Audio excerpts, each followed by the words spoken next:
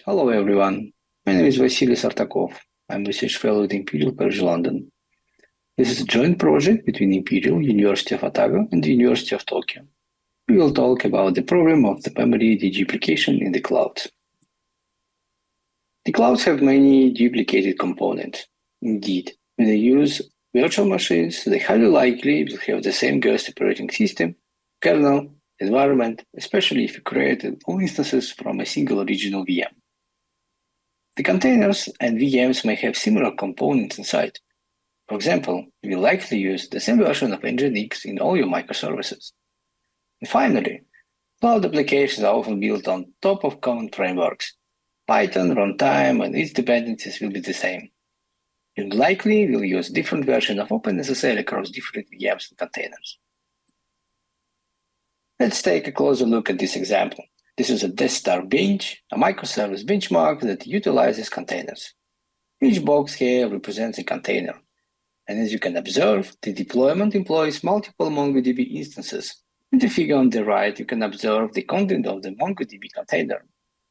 The container occupies 640 megabytes of space, with the particular set takes up to 518 megabytes. Consequently, if each container executes each binary at least once, the memory consumption will be amount of nearly 3.5 gigabytes. Notably, more than 85% of this memory will consist of duplicated content, as the 6 additional containers essentially replicate the content of the initial container. The problem of memory de-duplication is well known, and the solution exists: kernels and page merging, or KSM. Here's how it works. Within the hypervisor, there is a module that has access to entire memory. Periodically, it scans all pages marked for de-duplication. By default, all pages of virtual machines are eligible. The KSM module computes hashes of those pages and then removes virtual pages with identical content. The copy and write mechanism is triggered when a shared page is modified. There are several tuning parameters that govern the operation of KSM, and they significantly affect its efficiency. In fact, KSM faces many issues that limit its use. Yes, it transparently merges pages, but what is the cost? Firstly, KSM is probabilistic in nature. De-duplication benefits are unpredictable and not guaranteed. In the right figure, you can see the result of one iteration of KSM execution. It depicts a system with several virtual machines containing identical content. The first example, KSM successfully reduced memory consumption from 13 gigabytes to 2.2 gigabytes, which is very impressive. However, in another execution with the same environment, the same configuration, all virtual machines are absolutely the same, the result is completely different. The memory consumption decreases from 13 gigabytes to 11 gigabytes, which is not significant as expected. Secondly, KSM consumes CPU cycles. To make the result more predictable, KSM needs to be executed more frequently. However, it comes at the cost of consumption of significant amount of CPU resources. During the active phase, KSM utilizes an entire CPU core. Sacrificing one CPU core to save some memory might not be the best trade-off, in my opinion. And finally, only the cloud provides benefits from KSM. Tenants have no mechanisms to impact KSM policies. They are unaware of what is being de-duplicated and when it occurs, yet still pay the full price for memory. The de-duplication mechanism is coupled with virtualization technologies and inherits their problems. We use MMU and hypervisor to isolate virtual machines. Therefore, to manipulate pages, we need to use privileged entity, the hypervisor. As a result, KSM is a privileged component. It manipulates pages that have an impact on performance and tail latency. More about the latter you can find in the paper. The hypervisor emulates hardware platform. It lacks the visibility that an operating system is doing inside, how and what it loads. As a result, it deals only with pages, which leads to page scanning and the corresponding overhead and unpredictability of results. And finally, MMU operates at page granularity. If you change a few bytes, you will need to make a copy and write of entire page. Copy and write mechanisms are vulnerable to side channel attacks. In other words, why not look for a better de-duplication mechanism in another isolation technology? And our answer is capability-based compartments with sharing. Cherry is a hybrid capability architecture that blends architectural capabilities with conventional MMU-based architectures. Capabilities in Cherry are fat pointers with built-in bounds and attributes. They are used instead of ordinary pointers. Bounds restrict memory that can be accessed via the capability, while attributes, for example permissions, impose restrictions on operations with the capability. You can use it as data or code capability, or you can disallow to use it to load other capabilities. The Cherry architecture guarantees that you can't construct a capability from arbitrary sequence of bytes. You can only derive it from another valid capability.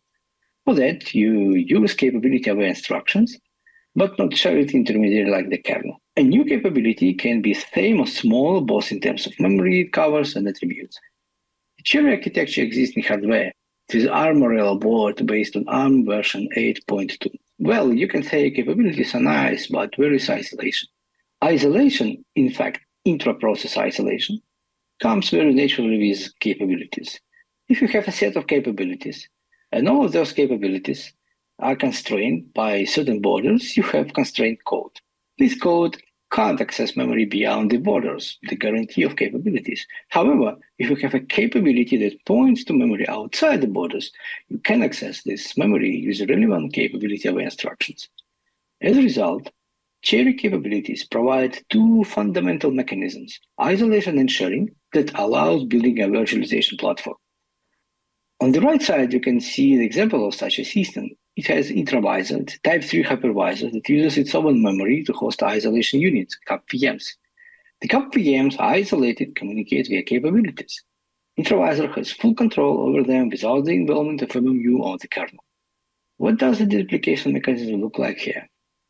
We created such a mechanism. It's called ORC, Object Reuse with Capabilities. The key idea of it is decomposing with binary sharing. Let's look at an example. We have a deployment of two databases using CAP VMs and intravisor. They have duplicating components, library operating system, libc, the database code, but the applications are different, the analytic application and the storage one. Given that intravisor has access to all CAP VMs, to reduce the memory consumption, we can simply reuse existing binaries and remove the application ones. This sounds very obvious, however, there are several uncertainties and challenges. The uncertainty is whether we can decompose the system with an acceptable performance cost. You can read about this in the paper. The challenges we will consider now. First of all, the system should enable sharing of immutable and integrity-protected objects. In other words, naive merging of components leads to the merging of states, which should be preserved. Secondly, intravisor trusting computing base should be kept small. We don't want to increase the attack surface. Let's consider those changes in details. In this figure, you can see three CAP VMs, the analytic CAP VM, the storage CAP VM, and the database CAP VM, which was merged from two identical database instances. The analytic CAP VM initializes the database by passing database.db as an argument to the initialization function, initDB. The initDB function stores the passed path into the DB file variable, which then holds the value db.data. What happens when the storage DB does the same? The DB file variable will be rewritten with a new value, and the state will be corrupted. Whenever the analytic VM tries to perform actions on the database, the DB will use the database from the storage CAP VM, but not the original provided by the analytics CAP VM. Therefore, the system should de-duplicate code, but duplicate global variables to make shared objects immutable. Let's have a look how it works in the ORC system. In the same situation, two CAP VM initialize a database with different arguments. This time, the database code doesn't use its own state variable, but uses a variable stored in compartment storage, or CLS. In ORC, each unique CAP VM, such as CAP VM1 and CAP VM2, has its own version of state variables of the shared CAP VM. In fact, shared or ORC CAP VMs no longer have their own state. They perform actions on behalf of unique CAP VMs and deal with their own version of the state variables. In other words, when initDB initializes the DB value variable on behalf of the analytic CAP VM, it uses the DB file version stored in the memory of CAP VM1. In the case of CAP VM2, the same happens in the memory of CAP VM2. ORC implements this using an LLVM compiler. It replaces accesses to state variables with accesses to their copies, whose location is defined by capability in the thread context. As a result, different threads may deal with the same version of the state by sharing this capability. Now let's see how ORCs are loaded. The loading process is untrusted. In other words, the user decides which component will be shared. Hypervisor just provides mechanism to make it work. Following the previous example, the first cub VM loads an ORC object into its own memory and performs some sort of linking. Then registers it with hypervisor, and the hypervisor converts the loaded binary into ORC cub VM. Next, when the second cub VM is loading, instead of spawning of new database cub VM, it queries hypervisor about the existence of such an instance.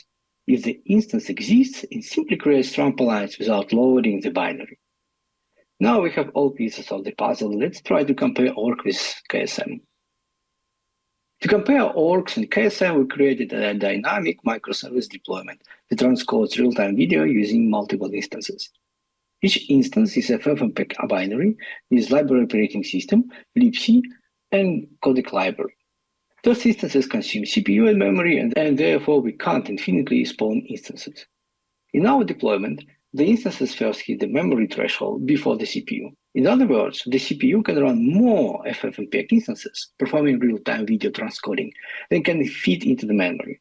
As a result, we can apply memory de-duplication mechanism to gain extra free memory and spawn more FFmpeg instances. The effectiveness of this technique will ultimately depend on the number of workers. In the case of ORCs, we also spawn instances, but the shared parts such as codecs, libc, and library operating system are ORCs. The benchmark takes into account all aspects of different de-duplication techniques. ORC de-duplicates code, while KSM de-duplicates all types of pages. However, KSM is probabilistic in nature and can negatively impact CPU performance, which in turn affects the number of active workers. As soon as any instance can guarantee the real-time characteristics of transcoding, we stop benchmark in any deployment. Let's compare the results.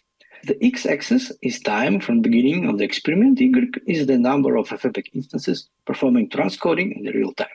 As a reminder, we spawn as long as we have free memory for that and stop as soon as any instance contains transcode video at real time.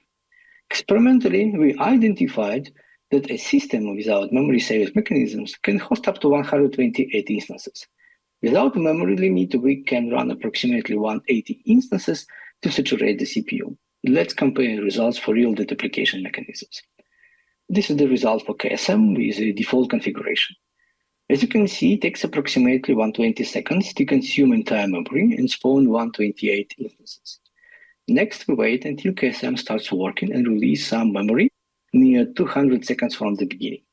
Then, the deployment continues spawning of new instances because there is free memory and CPU limit isn't hit. When the system again waits until KSM begins to work and find some pages, and almost after 5 minutes from the beginning, the deployment hits its maximum performance with the maximum number of workers as 176, which is below the predicted deployment 180 instances. This is the result for ORC. As you can see, ORC system spawns 143 workers in 11 seconds, thus reached its maximum performance and memory savings. Just as a reminder, ORC saves only code. In other words, ORC de-duplicate less memory than KSM, but does this immediately. In the paper, you may find extra benchmarks, different KSM policies, impact of the duplication system on tail latency, the cost of partitioning, and other. Let's recap. Many virtual machines and containers often have similar memory content. However, the state-of-the-art solution for transparently de-duplicated memory pages have significant performance overhead, probabilistic in nature, and not available for cloud users. In this talk, we presented ORC, object reuse with capabilities.